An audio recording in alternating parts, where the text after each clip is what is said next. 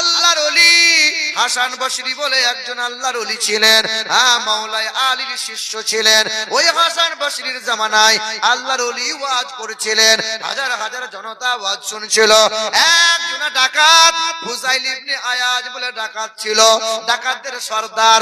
ওই মানুষটা পিছনে বসে বসে ওয়াজ শুনছিল, ঝরঝর করে কাঁদছিল, চোখের পানি পড়ছিল, আল্লাহর দরবারে তওবা করেছিল, অঙ্গীকার করে নিয়েছিল। আল্লাহর দরবারে এমন করে চোখের পানি ফেলেছিল, আল্লাহ পাক কবুল করে নিয়েছিল। সকাল হয়ে গেল, গোসলটা করে নিল, কালেমা পড়ে নিল, আল্লাহর ওলির হাতে হাত দিয়ে দিল। জি হ্যাঁ, কাল ডাকাত ছিল, আজ আল্লাহর ওলি হয়ে গেল। নওজোয়ান যুবকেরা, তোমাদের মতোই একটা যুবক ছিল, তার নাম ছিল বাশার। বাশার সকাল সন্ধ্যা বোতল বোতল টান মারে, মদ মদ, সকাল সন্ধ্যা মদ পান করে। সকাল সন্ধ্যা মদ পান করে, রাস্তায় হেঁটে হেঁটে যায়, পথের মাঝে দেখতে পায় একটা কোরআনের কাগজের টুকরা পড়ে আছে, আর বিলিকা আছে, ধুলাবালি ছেড়ে দিল, চুমাটা খেয়ে নিল, খুশবু লাগাইল, উঁচু জায়গায় রেখে দিল। আল্লাহর বড় পছন্দ হয়ে গেল, মাতাল কোরআনকে সম্মান করেছে, কোরআনের আয়াতকে চুমা দিয়েছে, আল্লাহর বড় পছন্দ হয়ে গেল। আল্লাহর ওলি হাসান বসরির প্রতি ইলহাম হয়ে গেল, ওই মাতালের কাছে যাও, দিনের দাওয়াত দাও। এ বাশার, বাশার বাড়িতে নাই, মদের আড্ডাখানায় নেশায় মগ্ন আছে, মদের আড্ডাখানার সামনে হাজির হলো। এ বাবা নওজোয়ান বাশার আছো নাকি বাবা? বলে বাশার এখন মদ পান করে আছে। বাশার আয় বাবা আয়, আল্লাহ তোরে ডাক দিয়েছে, আল্লাহ তোরে পছন্দ করে নিয়েছে। মাতাল তখন টলতে টলতে যায়। আল্লাহর ওলি বলে বাবা সাবধানে আয় বাবা, এত খেয়েছিস বাপ, পড়ে গেলে যে হাত পা ভেঙে যাবে বাবা। তখন মাতাল বলে হুজুর, আমি যদি পড়ে যাই, হাত পা যদি ভেঙে যাই, 2-4 মাস পরে ব্যান্ডেজ করে নেব, আমার দেহ পা হাত সুস্থ হয়ে যাবে। তবে আপনারা হুজুর মানুষ, আপনারা হুজুর মানুষ, আপনাদের পা একটু সাবধানে রাখবেন। কোনদিন যদি পা স্লিপ হয়ে যায়, সমাজের মাথা তুলে দাঁড়াতে পারবেন না।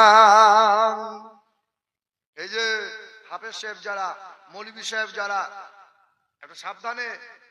যে বাড়িতে স্বামী নেই, ওই বাড়িতে ঘন ঘন যাইও না। যে বাড়িতে বিধবা মহিলা, ওই ঘরে পা রাখিও না। ও হাফেজ সাহেব ভাই, কেন এত ঘন ঘন যাও? বলে আমার খালাতো বোন হয়, ওটা আমার পাতানো বোন হয়, তো 7 গোষ্ঠী বোন। আর মহিলাও তেমন, আমার দাদা হয় গো। দাদা যে কাদা করে বসবে, হ্যাঁ, ঘরে পুরুষ নাই। না না, আল্লাহর ওলিকে বলছেন, ও বাবা আল্লাহর ওলি, আপনারা সাবধানে থাকবেন। আপনাদের পা যদি স্লিপ হয়ে যায়, কোনদিন মাথা তুলে দাঁড়াতে পারবেন না। আল্লাহর ওলি বলছেন, মাল যাতে মাতাল হতে পারে তালে। বলে বাপ কি এমন ভালো কাজ করেছিস? বলে ভালো কাজ তো করি নাই। বলে একটাও কিছু করিস? বলে একটা ভালো কাজ করেছি। কোরআনের আয়াত পড়েছিল, কাগজের টুকরা আরবি লেখা ছিল, কোরআন পড়ে থাকবে, জমিনে তুললাম, ধুলাবালি ছাড়লাম, চুমা দিলাম, কপালে লাগাইলাম, খুশবু লাগাইলাম, উঁচু জায়গায় রাখলাম। ও বাবা বাশার, গোসল করে নে বাবা, আল্লাহর কাছে তওবা করে নে। গোসলটা করে নিল। নওজোয়ান যুবকটা তওবা করেছিল, চোখের পানি ফেলেছিল, আল্লাহর মদের আড্ডায় বসবো না, আর জুয়ার আসরে বসবো না, আর লটারি আমি কাটবো না, আর খারাপ মানুষের সাথে বন্ধুত্ব আমি করব না, এমন করে তওবা করে নিল। কাল মাতাল ছিল, আজ জামানার বিখ্যাত আল্লাহর ওলি বাশার হাফি হয়ে গেল। আর পায়ে জুতা পরে না। বলে বাশার তুমি আর জুতা পরছো না কেন? বলে যেদিন থেকে তওবা করেছি, সেদিন থেকে আমার বিবেক নাড়া দেয়, জমিন তো খোদার সিজদার জায়গা, জুতা কেমনে পড়ি? আল্লাহর বান্দারা সিজদা করবে জমিনে। বাশার আল্লাহর ওলি যখন মারা গেলেন, কিছু মানুষ কবরে মাটি খুঁড়তে গেল। এখানকার মানুষও কবরে মাটি খোঁড়ে, আছে না নাই? উত্তম কাজ করবেন, তবে কবরডাঙ্গায় 3টে কাজ করবেন না। হাঁটুর উপরে কাপড় তুলে কবরে মাটি খনন করবেন না।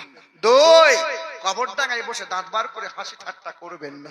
3, কবরডাঙ্গায় বসে গাল ভরে খাবার আপনি খাবেন না। আপনাদের দিকে খাবার টাবার খাই কবরডাঙ্গায় বসে? ওই যে মুর্শিদাবাদের দিকে হয়, যারা কবরে মাটি খুঁড়বে তাদের জন্য 4 টাকা বিড়ি লাগে, মাটি খুঁড়বে আর বিড়িতে টান মারে। হায় হায় হায়, না না করবেন না, খাবার প্রয়োজন সাইডে গিয়ে খেয়ে আসবেন, কবর ডাঙায় খাবেন না। আল্লাহর ওলি ইন্তেকাল হয়েছে, কবরে মাটি খোঁড়ে মানুষ কবরে মাটি পকেটে করে নিয়ে পালায়। পালাও কেন? বলে কবরে মাটি এত সুগন্ধময় হয়েছে, আল্লাহ পাক যেন দুনিয়াতে জান্নাতের খুশবু দান করে দিয়েছে। কাল কি ছিল? মাতাল ছিল, মাতাল।